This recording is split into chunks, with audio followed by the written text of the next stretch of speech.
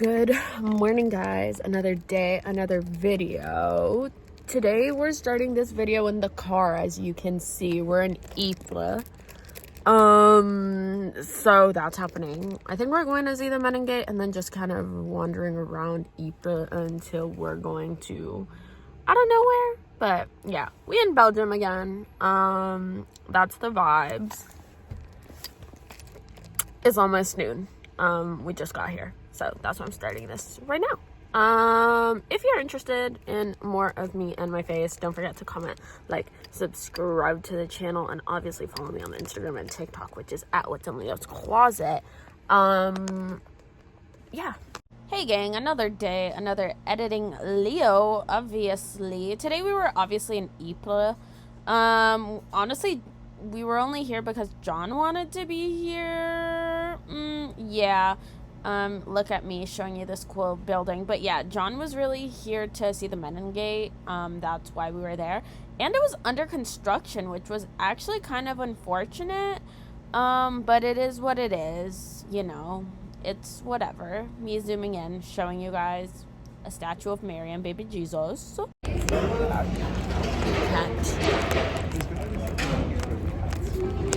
I've obviously pulled up my handy dandy Wikipedia because I don't want to get trolled anymore by John about my lack of history knowledge. I'm sorry.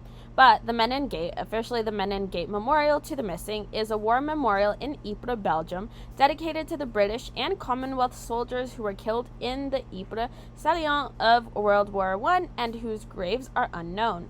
The memorial is located at the eastern exit of the town and marks the starting point for one of the main roads that led Allied soldiers to the front line. Another fun fact, though, that I found on Wikipedia is that it's for the missing and Commonwealth nations, except it doesn't include New Zealand and Newfoundland. Don't know why, but that is what it is. But here's us after the fact that we looked at it. It was really unfortunate that it was under construction, but here's a bunch of wreaths with poppies, obviously to commemorate the missing soldiers from World War I. So many cat stuff.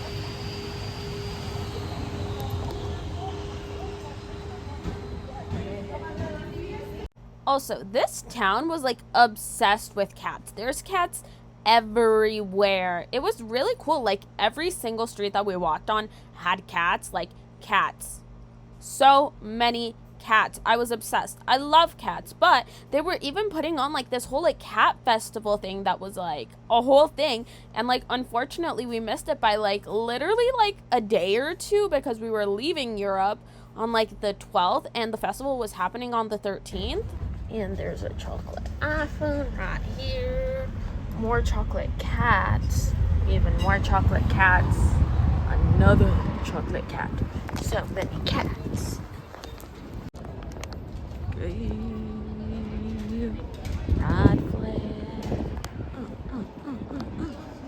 You guys don't understand how tempted I was to buy literally everything that had a cat on it here. I was so tempted. I got the cat bracelet.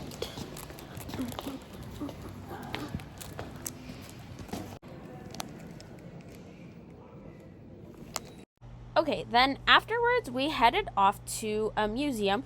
I forget the name of this first museum and I'm trying to find it, but like in my Google Maps it's not telling me for some reason, which I'm really sad about because I actually really liked it. This one was really interactive. It was a lot of fun. So if anyone knows the name of it, please comment it down below because I really enjoyed it. And like we basically got a pass to go to both of the museums because they were connected. The other one was the In Flanders Fields Museum, which we did end up going to, but this one was so much more fun, I think. And then here you see me tapping my like cat bracelet to get inside, and that's kind of how you interact with like the entire museum itself. It's really cool. So you tap everything to like with your cat bracelet to like find the info and for it to explain stuff. I don't know, I thought it was really cool. Had a bunch of really cool stories throughout the entire thing, which I really liked. It was just super interactive. And like this part was just really cool, just watching how big it is and just kind of seeing it panned out. I don't know, I really like the interactiveness of the museum. And then here's me like playing around, looking at stuff, feeling things. I love it when stuff's interactive because it keeps me like stimulated. And then here's me. You can see me tapping my cat bracelet and then it like popping up with like info on screen so you can learn more. I don't know. I really enjoyed it. It was like different from all the other museums we'd gone to, and it was like definitely a fun experience overall. And then here's me just showing you guys a little bit more. It was really like the ceilings were definitely very high up. I don't know. It was like fun. It was a really, really nice vibe overall. I don't know. But here's again just me walking. Here's like me showing you guys all of like these like tiny little houses. I honestly forgot what this was, but I honestly really, really like this museum. If I'm not even gonna lie. There were just really cool stories that were told, and it was overall just a really good vibe. It was chill. Not many people were there. We're like underneath this thing, so like hold on. Like let me show you. I can like up my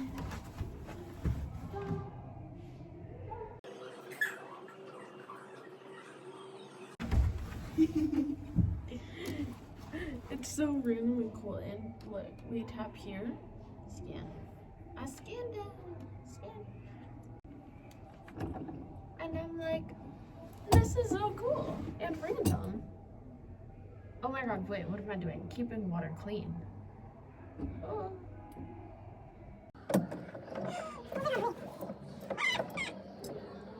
Oh, keeping it clean. Wait. Wait, how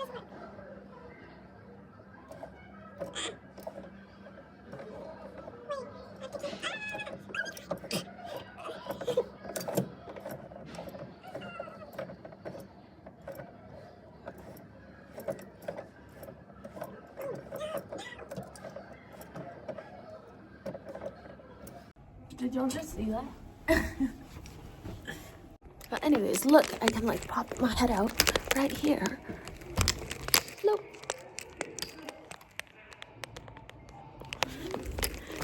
And then pop it out again here.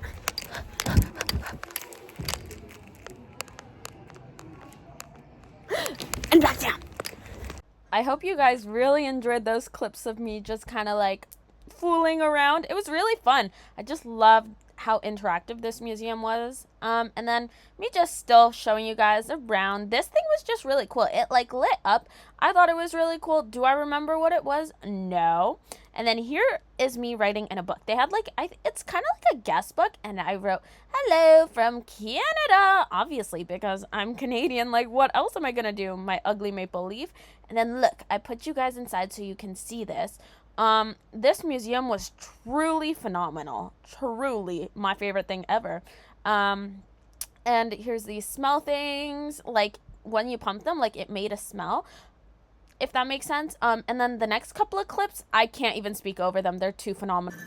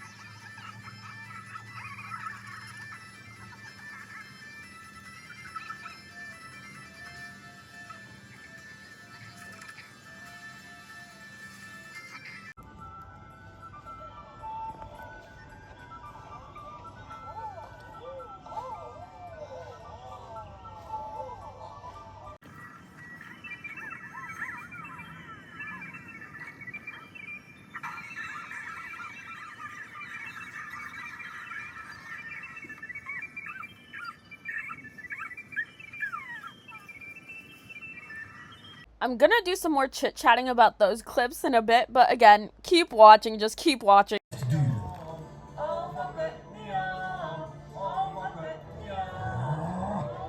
Het schrikbewind van Alva duurt 6 jaar. Het wieltje, en dat wordt hem bijna fataal. Een Ypresse kanonier, Nicolaas Hoed, vuurt een voltreffer af op de herberg. Lodewijk is de enige die de inslag...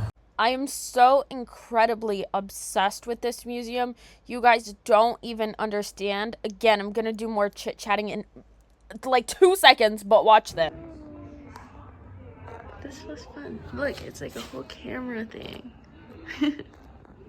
Literally so much has happened, and I really hope you guys enjoyed that. So basically all those little videos were basically like telling stories, and they were like queer stories, and it's like really, really cool because that's not stuff we like generally see in museums. And I was like, wait, that's really cool.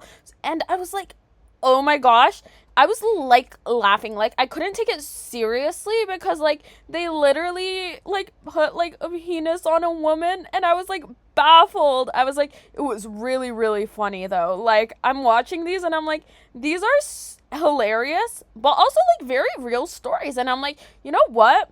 I love feeling heard, seen, and included in history. I was like, it was a great moment. I appreciated that so much. You bracelet.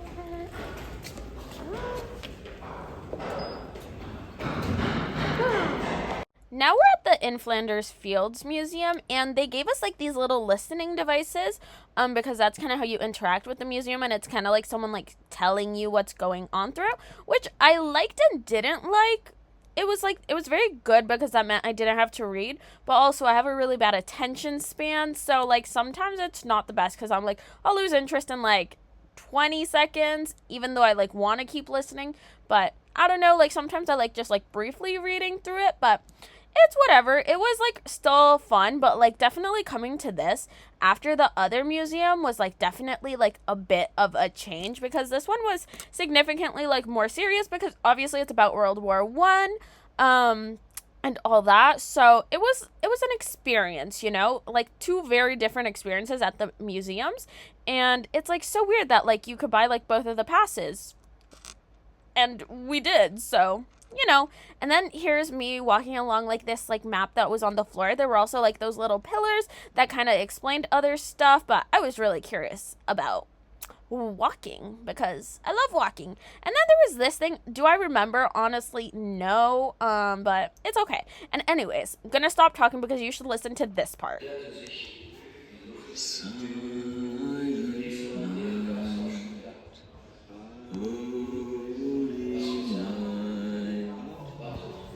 And I am back. So those were a bunch of different like people singing Silent Night. Like there were 4 in total, and I did listen to all of them. I used to like sing Silent Night in like elementary school during Christmas time, because like during our like what's it called? Christmas shows, like that was a song they always picked and made us sing. Don't know why, but they love it. But anyways, here is like some nurses uniform and like a bunch of tools that they would have used during the war, which was cool, and I liked looking at that. I like kind of like seeing how different healthcare professionals kind of like interacted with the world back then and now and everything, so I thought that part was cool. And then here's my cute little listening device, as you can see. And then more cool stuff. Again, like I know John's gonna troll me because I forget stuff, but sue me. And then we were going up this tower, so that's what I'm doing. Literally walking up these stairs. I was dying. There were so many steps. And then here's us at like the first little like platform. And then we kept going up the stairs again after this. Just me kind of like showing you around. This is kind of what it all looked like. So yeah. I'm already dying, and there's even more steps to go up. And we were back to climbing up those stairs. God, it was a pain. I'm getting like trauma from rewatching this. But then these were the bells, and stay tuned because they actually rang while we were there, which was so crazy. And then here's me and John trying to figure out how to like kind of get out, and we made it to the top. Look at that wonderful scrumdiddly yum view. It was beautiful. Luckily, again, I'm not scared of heights. I was obsessed with the view, took so many cute pictures.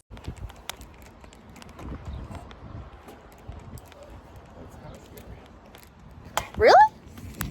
Here's one more quick view. It was just really beautiful. I really liked it.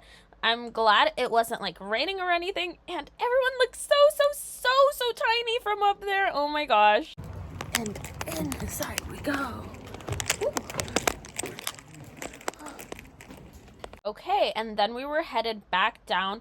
Also, massive, like, hearing warning. Like, it's about to be really loud because the bells are about to ring. So, yeah.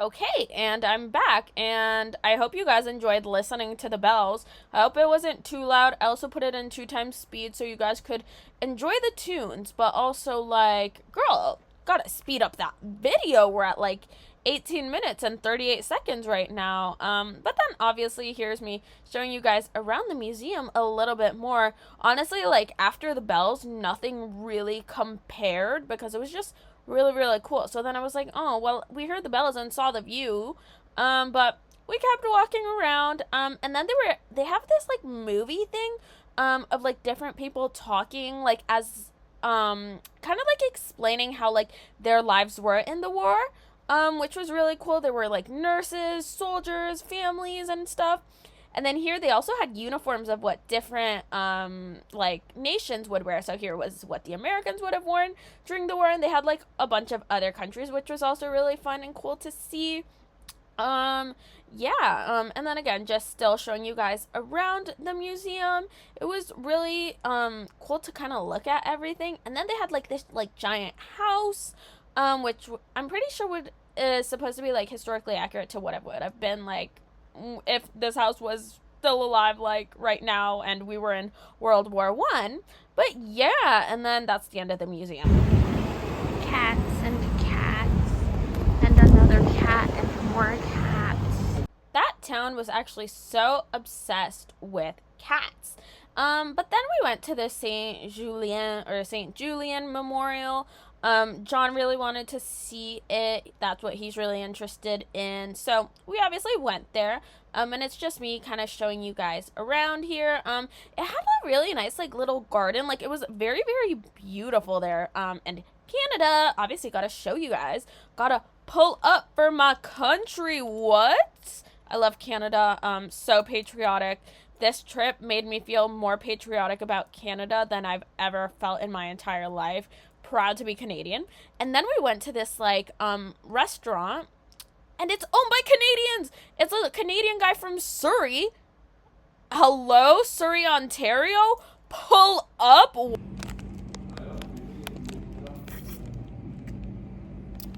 I love the fact that we were in, like, literally a Canadian-owned restaurant, and they had such a, like, rural Ontario, accent, and obviously I had a Hawaiian pizza. You guys know how I feel about Hawaiian pizza. Also, fun fact, Hawaiian pizza was, created here in Canada, so, yeah. I love me some Hawaiian pizza. And then we headed to our accommodation. I think it was in Cordic or something like that. I forget, but then that's kind of what was crack-a-lackin'. And that was kind of the end of our day. Yeah. But guess who forgot to film an outro again? Me. So enjoy some cute little pictures of me. I really hope you guys enjoyed today's video. This is probably one of my favorite videos that I made from Europe. It was so much fun. Belgium, I love you. I want to go back so bad. But obviously, if you like this video, comment, like, and subscribe. And I love you guys so much. Bye!